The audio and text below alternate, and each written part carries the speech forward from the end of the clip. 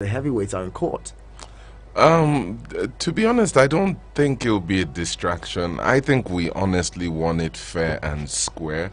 I know that a lot of young Nigerians, especially of the Labour Party extraction, are just coming into the electioneering process and, feel a certain way, but the reality of it is completely different. I am a young person too, but I've been in the electioneering process for 17 years, and I can tell you honestly, this is the best election, and it's very simple. There's one reason: Beavers. The Beavers has been outstanding, has been unbelievable. The Beavers has shown us that, the real numbers that we have. This is the highest. Everybody knows physically that this is the most that they've seen people come out in their polling unit. Yet, if you look at the numbers that these elections have brought up is lower than the previous elections.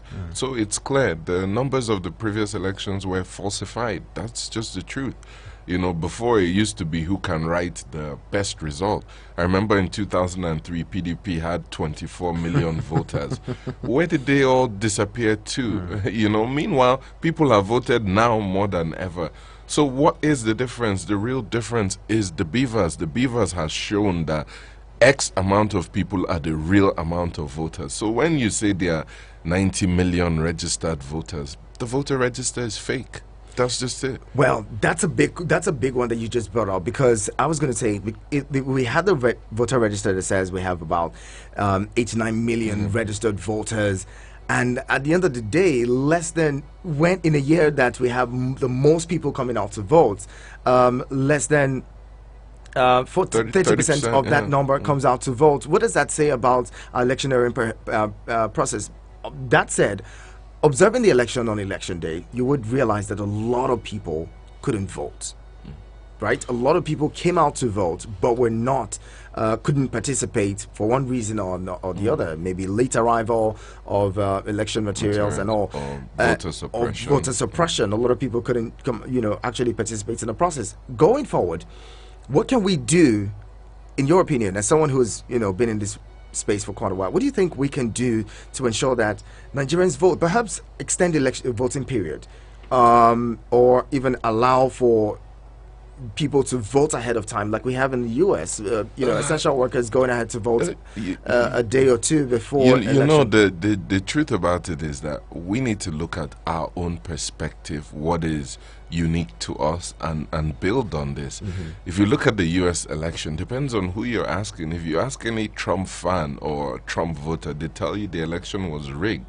You see, the difference between the U.S. and Nigeria is that Nigeria is quick to project its negativity. Every country has its negatives. Every country has a problem. Every parent has a bad child.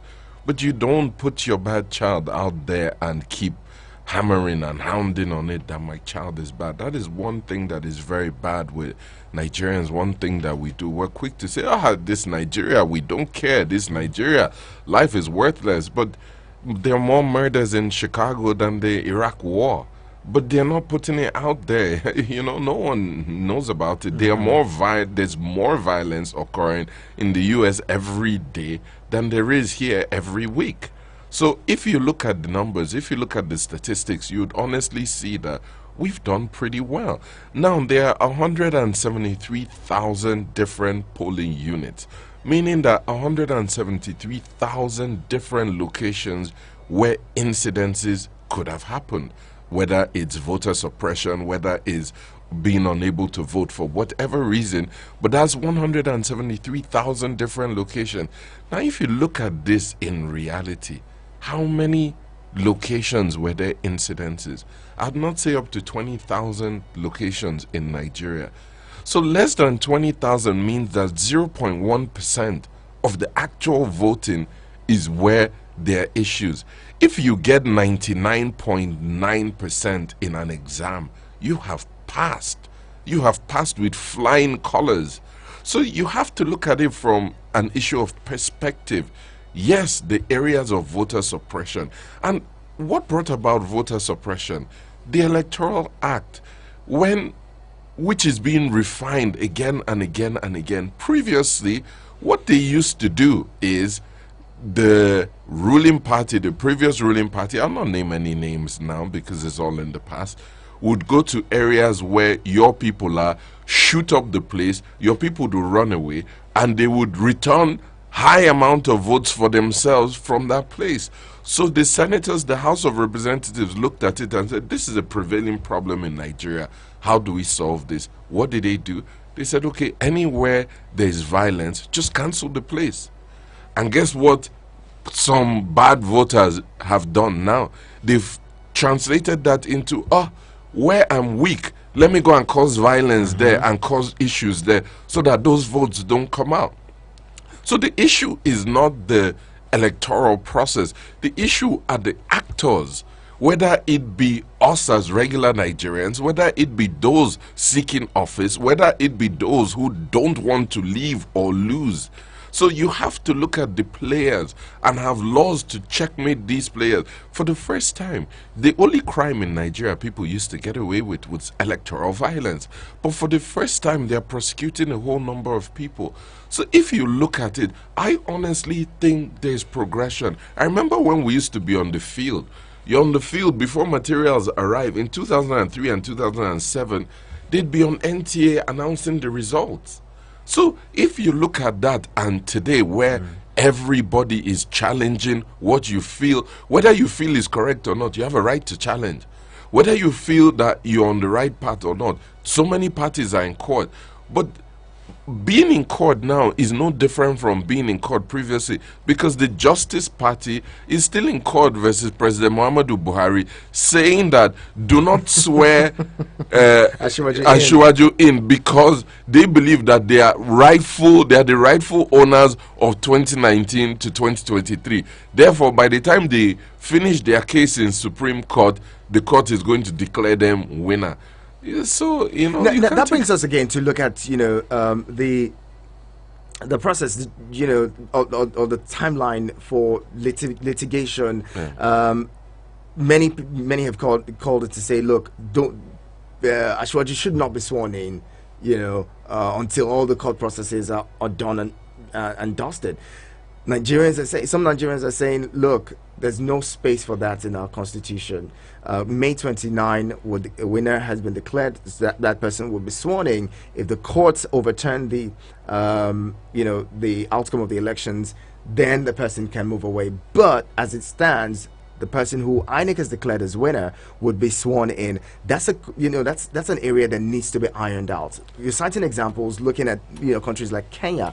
In the last Kenyan election, before the swearing-in date, the Supreme Court had passed its ruling, and everyone knew this is who we're going to swear in. Perhaps that's an area we need to look at, in the next, for the 10th Assembly, to amend the Constitution to allow for election cases to be over before we swear in, a new government. To be honest, I don't think so.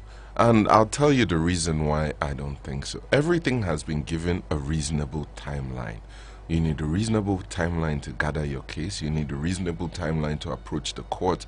You need a reasonable timeline to go through first the process of going to the tribunal, then the appeals, then the Supreme Court. If you look at the Kenyan situation, it took 5 days. I'm telling you that if we take 5 days in Nigeria and say the matter is done and dusted, everybody is going to say, oops, they've bought the judges. Oops, how can you finish a case in 5 days? So you have to look at the situation in your own country and with your people and work out what is best. Before, it used to be ambiguous, but here they've specified timelines, 180 days for each round, and I think that makes logical sense. It honestly makes sense, because if you look at the alternative and look at those who have benefited or it has worked for or against, so it has worked. But then it has a big also a big, so for instance, if we're doing 10 months or 10 whole months in the courts on election matters, it means that whoever has been sworn in would do another, must have been in office for 10 months, must have done all the appointments and maybe even had government running for that period. And then we come and say that person should move away. It means, looking at the states levels where governorship elections have been overturned, we have staggered elections, would that mean that our, presidential elections would also be staggered? Again, it's Or rather, what's the word now? yeah, you're right, Yeah. staggered. So it will shift away from the Become from an the off-cycle election. yes, off cycle. So again, you have to look at the situation on ground. I'll take the Labour Party vice presidential candidate, Dati, who has also been a beneficiary of, I'd say, fraudulent elections. He was sworn in. He beat McCarthy in Kaduna. He was sworn in, and I think 11 months later, McCarthy went to court, went through the process, and it was seen that he didn't win the election, and McCarthy was sworn in. I'm from Kogi State. The reason why Kogi is an off-cycle election is because in 2007, when the voters came out to vote, the PDP then took black marker and cancelled out the opposition, who was my late dad, Prince Audu. They took a black marker and cancelled out his name on all the ballot papers. He went to court, and the court at the end of the day found out that, listen, you can't do that. INEC cannot collude with the ruling party and come on election day and use black marker to remove a candidate. It doesn't make any sense. So you can go to court and you can get justice, but government is a continuum. You cannot pause the affairs of government and say, hey, don't run, don't function for X amount of time, simply because there are court cases. And don't forget, no one knows how frivolous a court case is until that person goes through the process and the court says you have actually no case, So until these things are done, we should be able to move on. We should be able to continue. And guess what?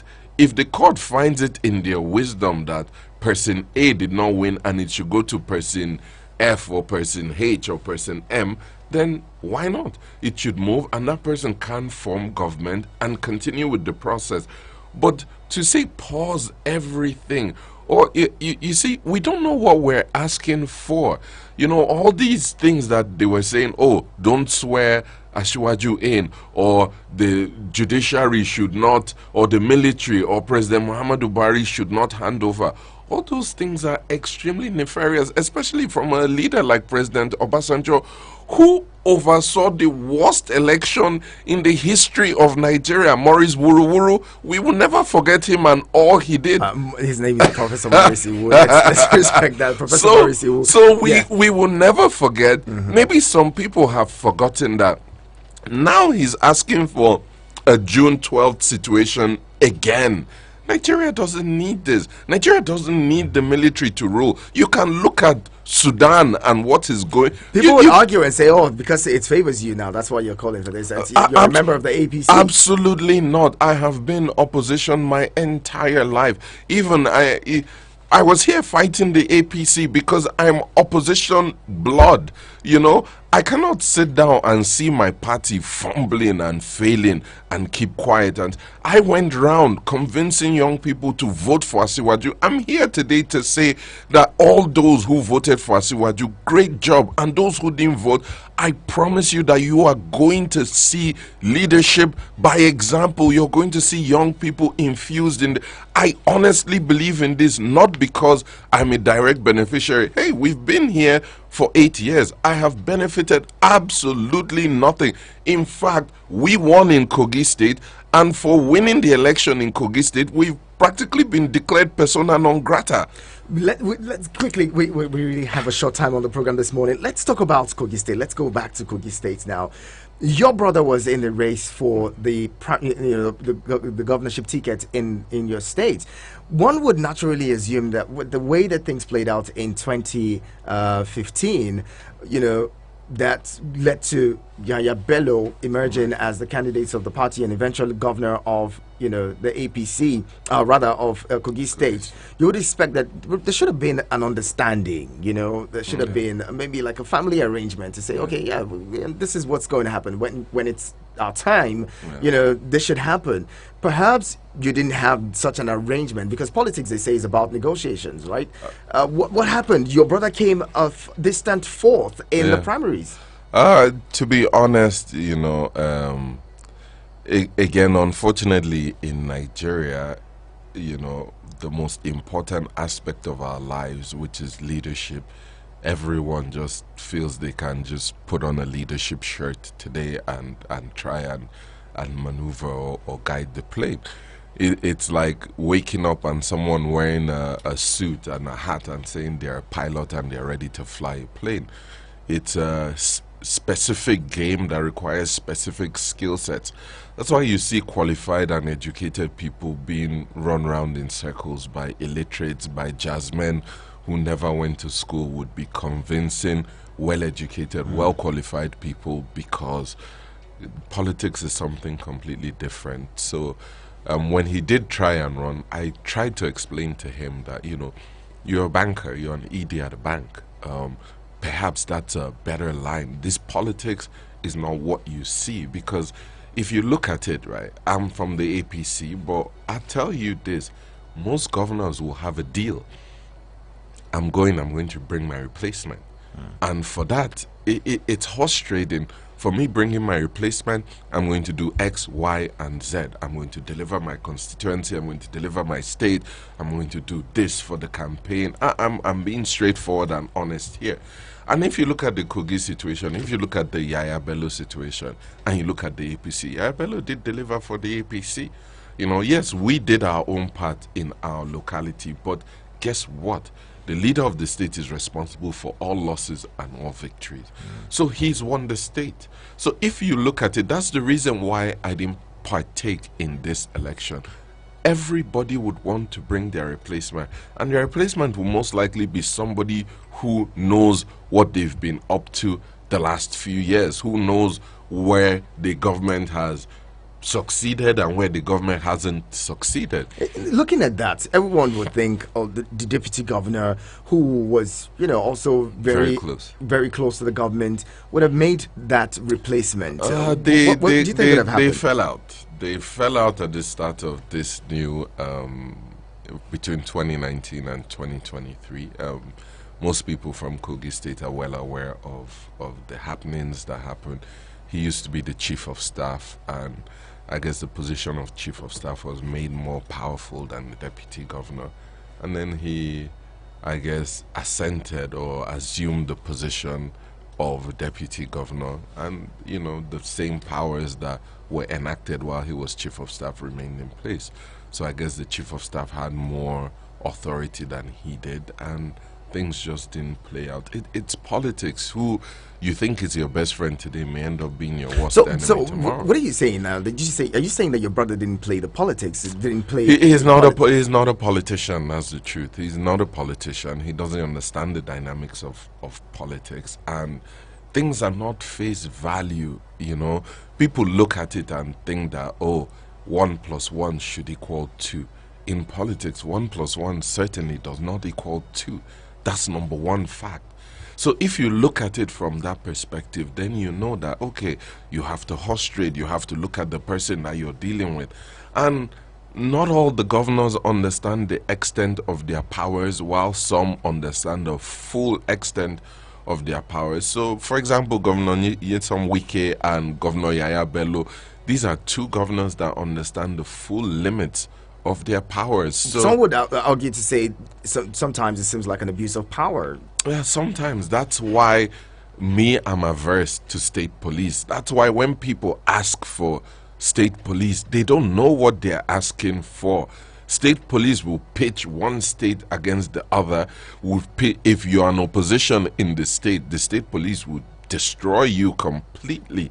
So when they ask for state police, they don't understand. It's better we have federal police and we have one person that's the president, that good or bad, we're managing one person.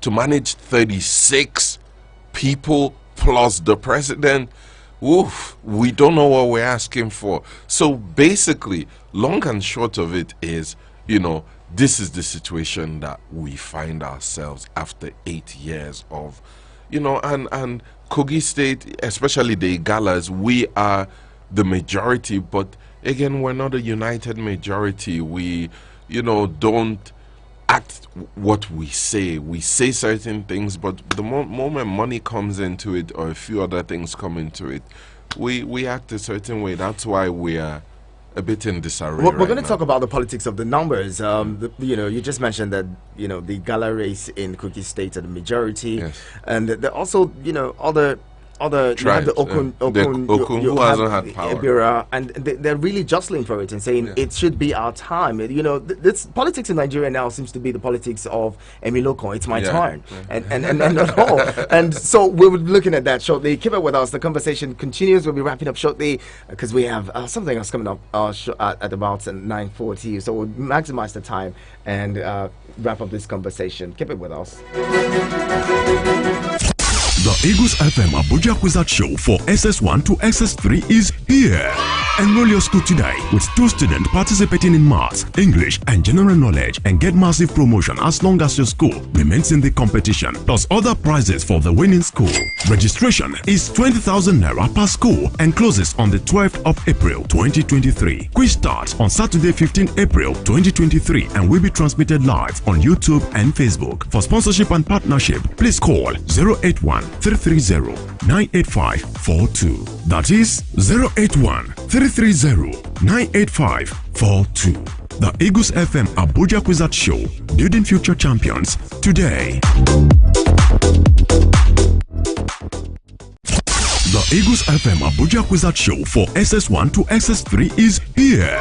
Enroll your school today with 2 students participating in maths, English, and general knowledge and get massive where you can take the skies across a world of possibility, all from the palm of your hand. Sign up today at betway.com.ng. Terms and conditions apply. No under 18. Bet responsibly. Abuja, the most awaited annual comedy show. Laugh It Off with Honormedu Saint is here again. What a unique way to celebrate the gift of life with family and friends. It's a night of refreshing entertainment in comedy, music, and dance. Featuring Godons, the Comedy Berlusconi, Mr. Paul, Femi Babs, Short Family, MC Passion, aka Titus of My Flatmates, MC Lozy, Kevin Sapp, Chooks the General, and many more. Date Sunday 21st of May 2023. Venue Congress Hall, Transcorp Hilton, Abuja. Time red carpet 6 p.m. Main event 7 p.m. Tickets regular 5k, VIP 25k, tables of 10, gold 1 million naira, platinum 2 million naira. Tickets are available at Chaco Grill, Wuse2 Abuja, and all Tastia restaurant outlets. Online on www.blackpearlevents.com.ng. This event is powered by Citygate Homes, supported by Eagles FM. Are you looking for an internet service that will make surfing on the internet an enjoyable one? Do you want a super fast connection to the internet? Look no further, as Eagles Internet Services is here for you, an effective internet service provider with 99% proven reliability for residential and office services. We provide unlimited internet bandwidth services of different bundles tailored to meet your desires and taste. It is reliable, affordable, with a wide coverage. You can locate them at plot 1719 Cadastral Zone B, Kaura District, or you can call 081-3312-1423 or 090-6576-5969. Eagles Internet Service. Stay connected to everything you love. Eagles 102.3 Abuja.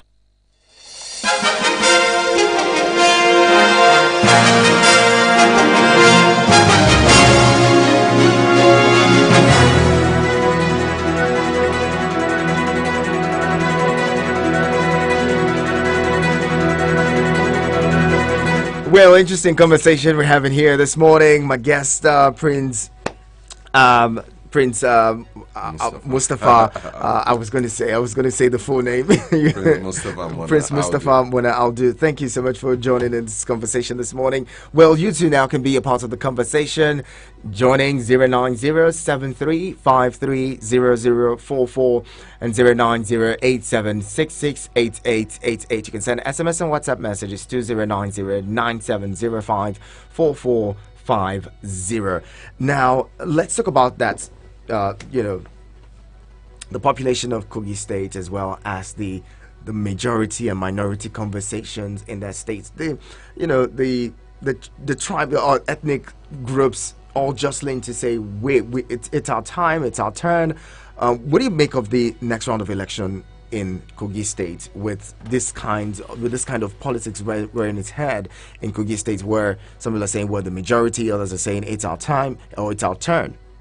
To be honest, like they say, power is not served a la carte. You have to have a way of either negotiating power or seizing power. That's just power doesn't like a vacuum. So if you see, we're the majority, we form almost about 60% the Igalas, but where His Excellency the current governor are the minority. They're the smallest numbers, yet they're leading.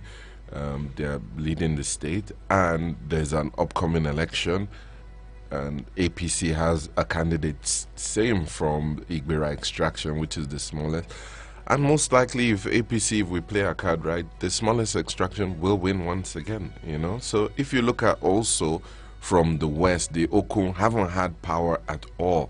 And Dino has managed to, I guess, take the ticket of the PDP, but you know, I don't honestly think Dino will win. It doesn't. You don't think so? Are you saying this because you're a party man and you want to be loyal to your party? No. Or that's the reality? Because I've also heard, you know, conversations around the fact that the majority, you know, ethnic group in Kogi State would most likely, you know, go the way of maybe forming an alliance with the Okun people and to produce the next governor, so that at least they guarantee the spot, because they don't want a situation where it seems like it's an Ibira and then there's another Ibira, you know, coming up to the governor. I understand that, and you know, from the argument from the central is that Kogi East did it for 16 years, so this will be their 16-year right. So everybody has an angle when it comes to power, you know. If it's an Igala guy that took the ticket of the APC, no matter how that primaries was conducted, the Igala guy will be like, well, we're the majority, hey guys, you know, come, let's one house, you know. If it was an Okun guy, the same thing. So we have to be honest with ourselves. What is good for the goose is good for the gander. So if elections have been conducted a certain way the last 8 years and you don't get it now, because you don't get it now, you're upset and you're now saying everything is bad. That doesn't make any sense. But just because it's been done a certain way doesn't mean that that way is the right way. You're absolutely correct. But what people don't understand is that by the time you come to the stage of primaries, it's too late. It's too late. So young people should understand that taking ownership of the party, the quality of party officials, it is the critical thing. It's like going to a store. When you go to a store, you can only buy what is on the shelf.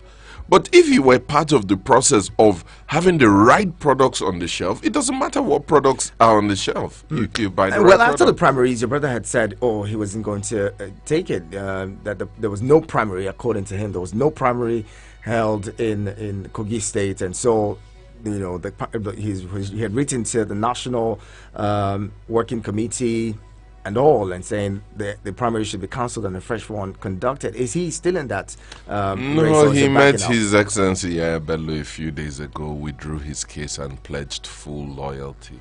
Again, it's not understanding politics and understanding. So you have a lot of people who are angry and who feel that, hey, how can you say in one breath that the elections did not hold, and a few days later you're there saying you support the candidate? You're not being honest or straightforward. But I think he's getting to understand politics a little bit more, and for that he's taking decisions that he feels is best for his political career. But then what do you think about his supporters? Wouldn't they think, you know, a lot of say, you know, something has gone on, you know, behind the scenes. What could he have been offered that would make him want to, you know, just stop by and pledge full allegiance to the governor? Unfortunately, in Kogi, nothing is ever offered to you. Nothing. Everything you get, you fight for tooth and nail.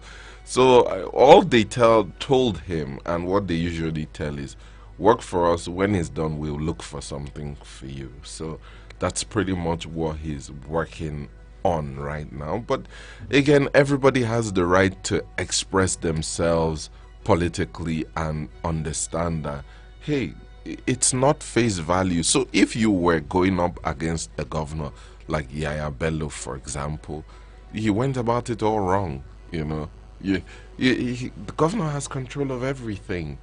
So how are you going to challenge somebody who has everything in his palms? No, you negotiate that power from him through series of processes. That's how these things work. What can you appeal to him so that you get what you want in return? That's how. There's some people that you can snatch power from. There's some people that you negotiate power from. There's some people that, so it depends on the situation. Just like Wike, I mentioned, that's another tough governor. Interesting. Let's bring in callers now. Hello, good morning. Yeah, good morning, Prince Henry. Good morning to you. Welcome. It's Haruna. Good morning to your guest. Haruna, good to have you. Yeah, thank you. I think I want to disagree with your guest in aspects of state policing. Okay. That we don't know what we are asking for. What I want, I was expecting to mention the judiciary because that is the only problem we are having in terms of governance in this country. The judiciary is our problem. If they are doing their work, if state policing is being brought to life, any governor that abuse power, they can take him to court. You understand? And justice will serve. Okay. So we need state policing can also create jobs for the youth because the level of unemployment in the society as we are talking today is high, and that is why we keep on having a high level of crime in the society. Then finally, in issue of Kogi State, I'm from Kogi State. There is no primary election in AP. What happened there is just a selection by the governor because he has so much belief in that very guy here. Okay. And they call him the anointed guy. All so right, there is no primary election there. Thank you very much. It's quite unfortunate we would have to wrap up this conversation now. Let's bring in one caller and then we give 1 minute to that caller. Less than 1 minute. Hello? Good morning. Thank you, Anatomoni. Okay, Chuku, you have less than 1 minute. Go ahead. Thank you. I just want to disagree with your friend here. Yeah. Because they are telling us that state police is not right or is not right. So we know that state police will stop this Boko Haram, best men. This would actually innocent people. What are the federal police did for us? Since 1960 we have been using federal police. What have they achieved? For me, state police is the only way, and they will let them restructure Nigeria. Okay. But if we remain like this, we'll not go anywhere. All right. Thank you. Thank you very much. See, my guest, my colleagues totally disagree with you on state police because if you put it on the scale, the advantages kind of outweighs the No. disadvantages, I'll be honest. Thank you to Haruna and Chuku, right? Chuku. Yeah. Okay, Chuku, yeah, for the other caller. To be honest, state police is not what we want. It will not help with job creation. There's a new plan in place for creating a lot of jobs, enhancing the military, enhancing the police, enhancing even the civil defense, all the security agencies, using a lot of technology. I myself am an inventor. I make electric vehicles. There's opportunities for a lot of people to get jobs. But state police, let me tell you, with the abuse of power, we complain already that some governors are too powerful. Some governors, act a certain way, crush opposition. With state police, that gives them the power to do more. And let me tell you, Haruna, everywhere that you see headsmen clashing or insecurity, there is someone in some level of governance that has a hand in it. What you see is not face value. What you see, the people there are many people benefiting from the insecurity. Whether you know that or not is a different conversation. But when there's insecurity, security vote is released, more money is released, more equipment are supposed to be procured, more people are engaged in doing different kinds of work. So it is good business for there to be insecurity in some places.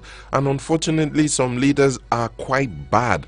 That is why you have those kind of scenarios. So state policing is not the way forward, but engagement of young people, giving them things, revitalizing our education system, job creation, industry, manufacturing, technology, transportation, in huge investments in this sector. And our biggest burden, the biggest issue with insecurity, whether we know it or not, is fuel subsidy.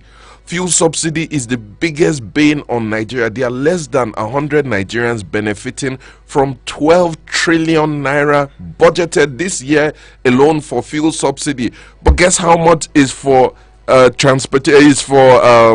transport sector?